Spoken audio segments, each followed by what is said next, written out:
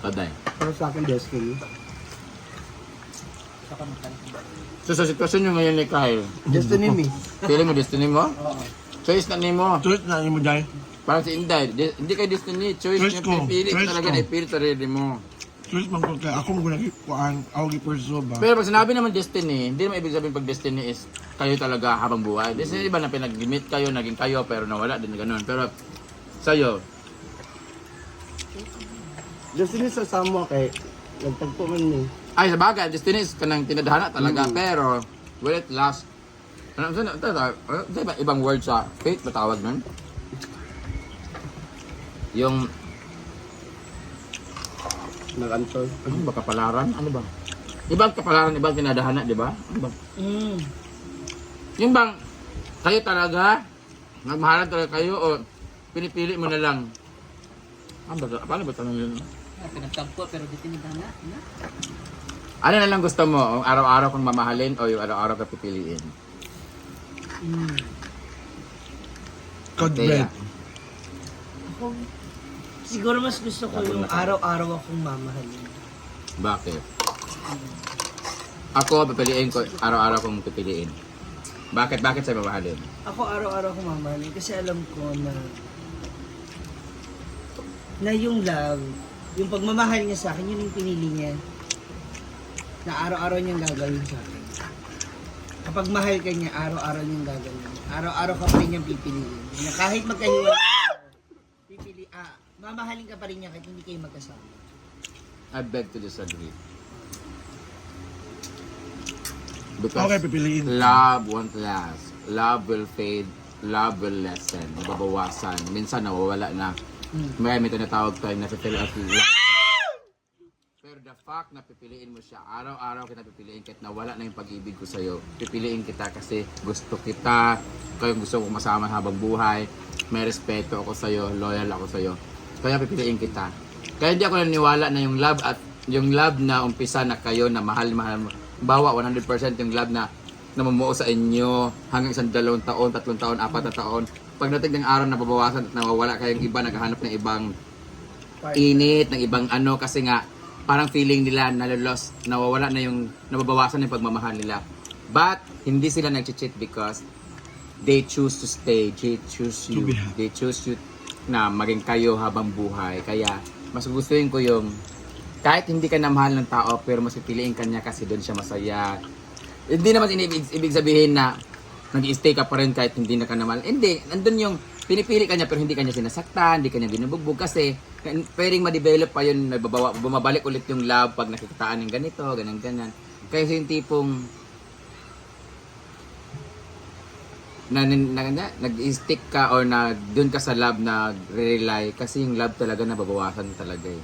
Lalo na pag may mga bagay na nangyayari, may nag-cheat or may mga circumstances, may mga situation na parang na-disappoint ka. Pero pipiliin mo pa rin siya despite of na shortcomings niya, may mga mali siya, may mga hindi nga siya magawang ganyan.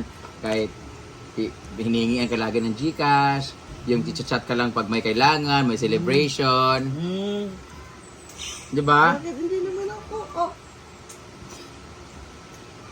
Hindi, pero kasi syempre diba, pag mahal ka niya,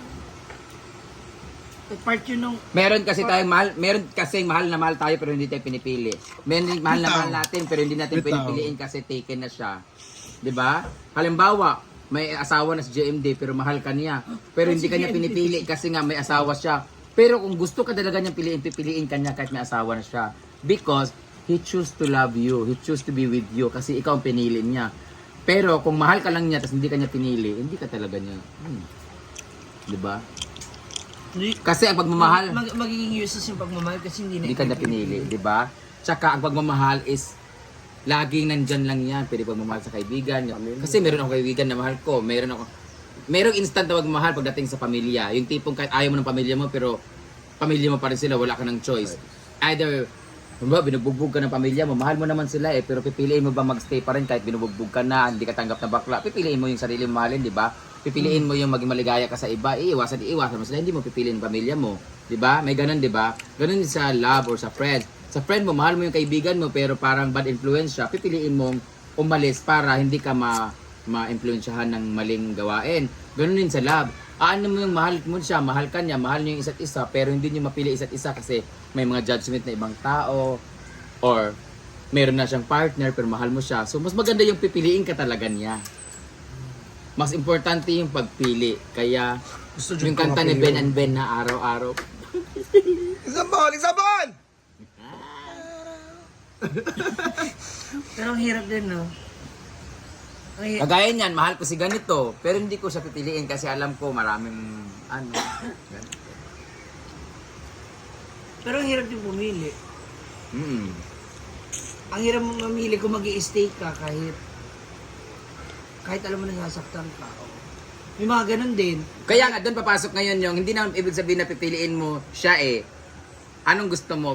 Mamahalin mo o pipiliin mo? Diba? Halimbawa, mahal mo siya pero pipiliin mo ngayon yung sarili mo. Pipiliin mong umiwas. So, araw-araw kita ganang pipiliin.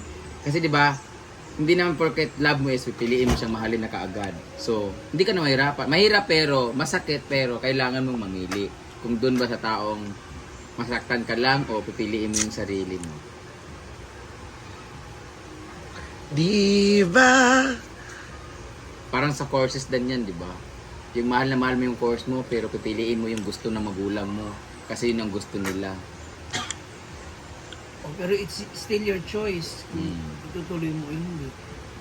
Kaya ikaw, Britney, pipiliin mo pa rin ba na maging ano, kahit ano? Bagay, nakikita naman. Pipiliin sa kanya, pinipili naman niya. Kaya Pili ko hindi niya mahal si... Hindi, mahal niya. Mahal niya. Pinipilit. Lagyan mo ng T.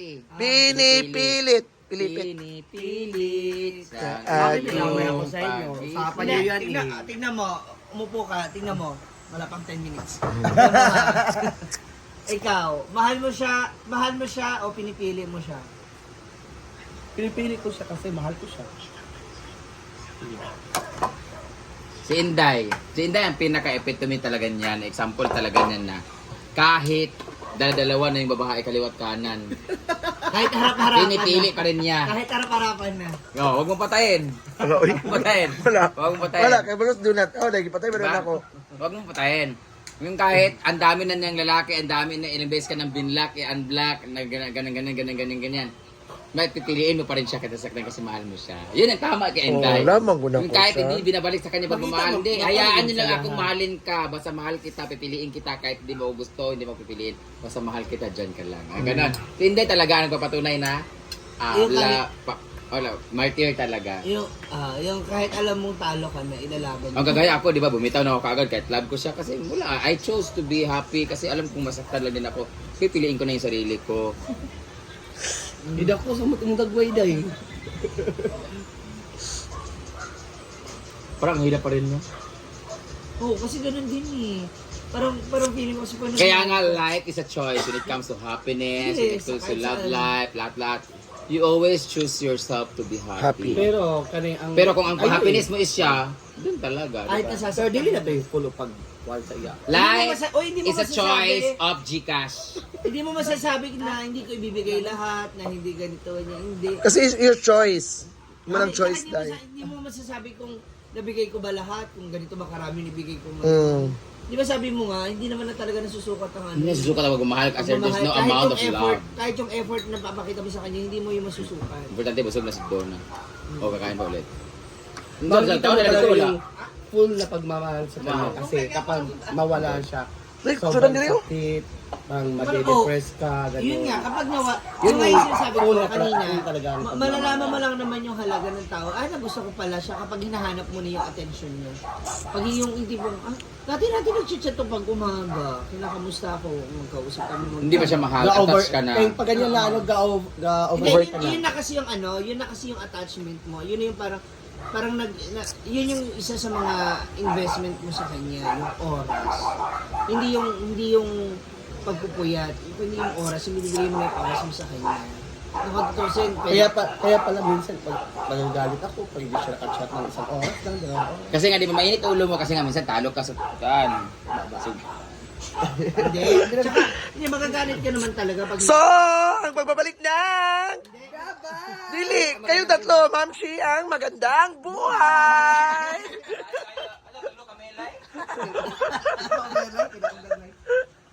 Wala, ako din si Jelena.